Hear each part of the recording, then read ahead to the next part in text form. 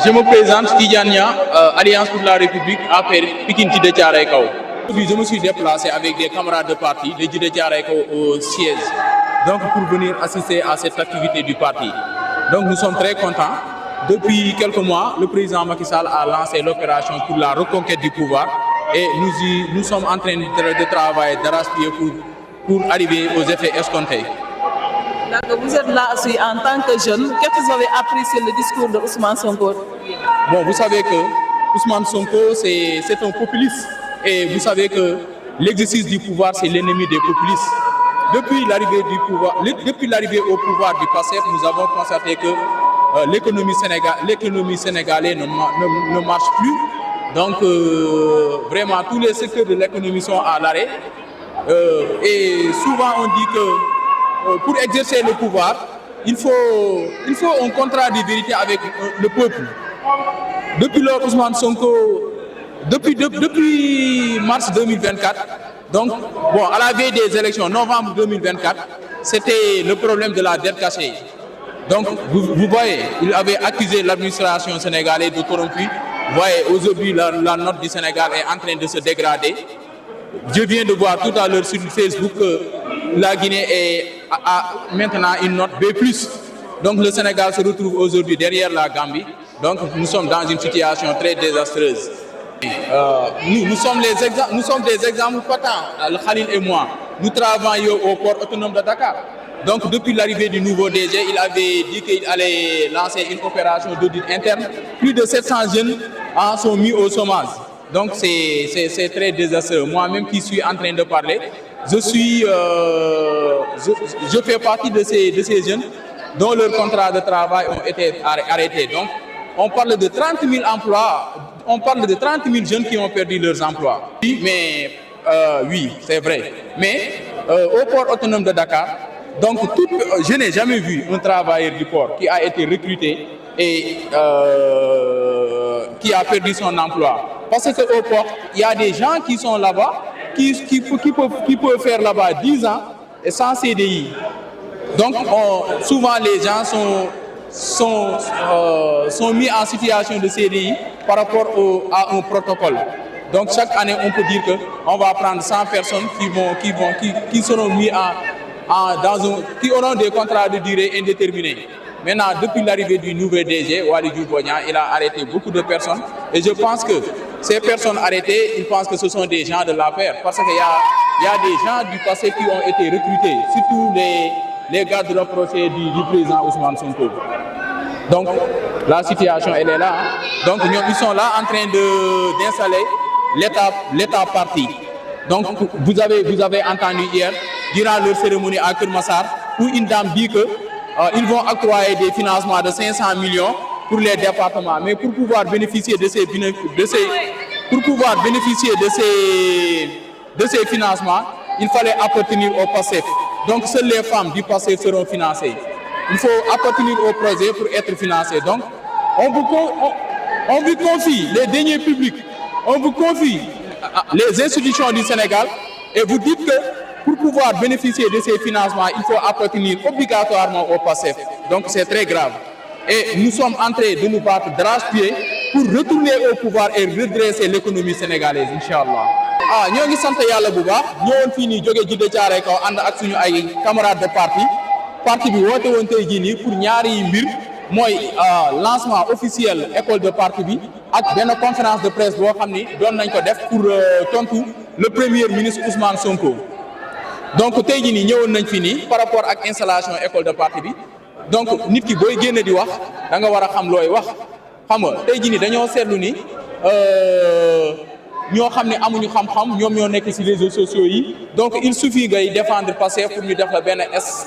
saaga bi ak waxante lu bon li bëri na trop te damaa jàpp ni espace public bi dafa war a nekk benn place boo xam ni dictature de la pensée unique warut a am mais tamit dañoo war a nekk di waxtaan on peut appartenir à des camps différents yaa ngi dégg mais débat di moo war a am contradiction moo war a am ñu wax ko ci xam-xam donc looloo tax tey jii ñu bëgg a créer benn école de parti boo xam ne dañuy tàggat suñu ay ndaw comme ça léegi bu ñu génnee di xam lu ñuy wax xam nga di xam lu ñuy wax daal di te du ñu dépasser kenn mu nekk ci respect ak ci lépp daal Maintenant par rapport à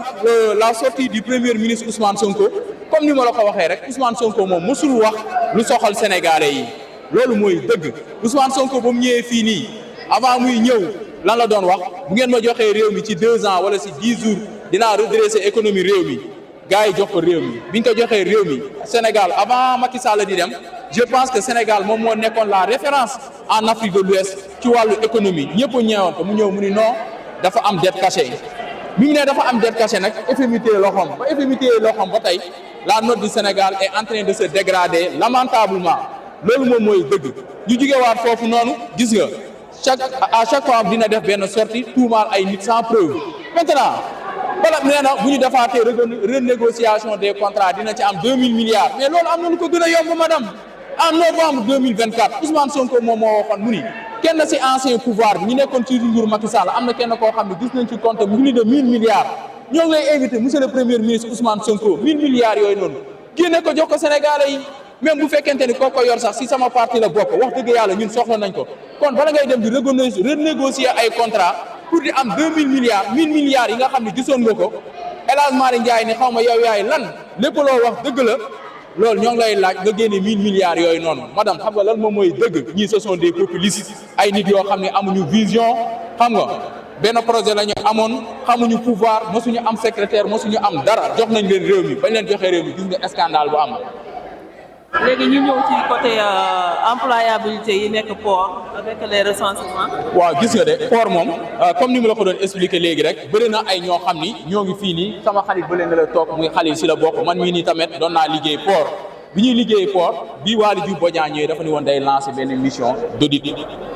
muy day arrêter travailleurs yi temporairement yaa ngi dégg bi mu ko arrêté ba tey gis nga les gens sont au chômage. te lu ma ci gën a metti moom mooy lan da nga ñëw arrêter des personnes compétentes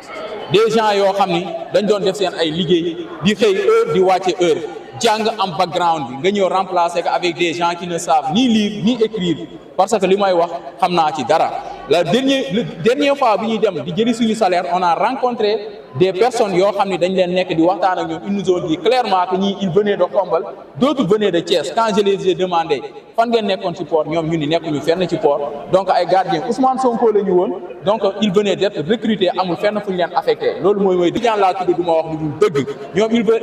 dañoo bëgg a installer benn état parti xoolatuñu compétence xoolatuñu dara xam nga fii nii waa Pastef lan moo leen jël bu ñu leen laajoon ni leen ndax Sénégal mel ni États-Unis Macky Sall diriger ko wala Diomaye Faye diriger ko wala keneen diriger ko ñoom duñ ko nangu il préfère Sénégal nekk réew moo xam ne moom moo gën a ñàkk développé ci Afrique te Ousmane Sonko diriger ko xam nga puis on parle de 30 000 personnes madame les bourses de sécurité sociale yi nga xam ni dañ ci doon jàppale suñu yaay yi ñu nekk ci banlieue yi ñi nga xam ne dañoo diabète ñi am tension am na lu mu leen doon jariñ mënatuñ ko fay waa FERA plus de 20 000 emplois yoo xam ne ñoo doon bale tali bi di dindi mbedd yi yaa ngi dégg arrêté nañ leen port arrêté nañ fa ay nit boo demee au niveau de la caisse de dépôt et de consignation arrêté nañ fa ay nit képp koo xam ni daal jàpp nañ ni yow APR nga bokk arrêté nañ la et puis j'ai vu des jeunes yoo xam ni ñoo xeex ba Ousmane Sonko ak Diomaye génn kaso defal leen parrainage votel leen ba ñuy arrêté xam nga tamit atte moom booy atte mooy loolu boo yooyu noonu perte nañ seen ay emploi donc ñoo ngi oui am na ay jeunes yoo xam ne ce sont des jeunes du Pastef bu ñu leen di arrêté dañoo jàppoon ni mooy loolu parce que ñoon yow tamit jeunes yooyu noonu xam nga lu ma gën a metti si ñoom yow nan ngay nekkee si nguuru Macky Sall yàlla def nga am liggéey yow nga jug di xeex Macky Sall tey jii ni Macky Sall wàcc ñuy arrêté jeunes yi foogoon ni ay nitu Macky Sall la wàcce waala loolu trahison la mais madame daal lu ma bëgg daal moom mooy lan ñu def bloc yaa ngi dégg def une réponse politique fexe jële ñii si nguur gi yaa ngi dégg delloo réew mi fu mu nekkoon parce que ñii gis nga leen bii coo mbaaloo yaa ngi dégg kii opposé wu seen biir kii day jaar na leen di xuntu yaa ngi dégg donc réew mi tey jii nii le camp du pouvoir est divisé en deux les pro Diomaye et les pro Sonko dañ leen joxoon réew mi pour ñu développer ko mais gis nga rëy ñii nii réew mi nu mu mel ñun nag nous prêtons allégeance au président Macky Sall mosuñoo am benn privilège ci parti bi mosuñoo am benn poste de responsabilité ci parti bi yaa ngi dégg mais dañoo bëgg a Macky Sall buñ demoon bay des benn nit sax ñun dinañ ñëw taxaw fii nii ci siège bi incha allah pour xam nga promouvoir xam nga l'idée de Macky Sall xam nga les perspectives te incha allah gëm naa ne 2029 réew mi dina dellu si waat suñu loxo ci kàttanu yàlla jërëjëf.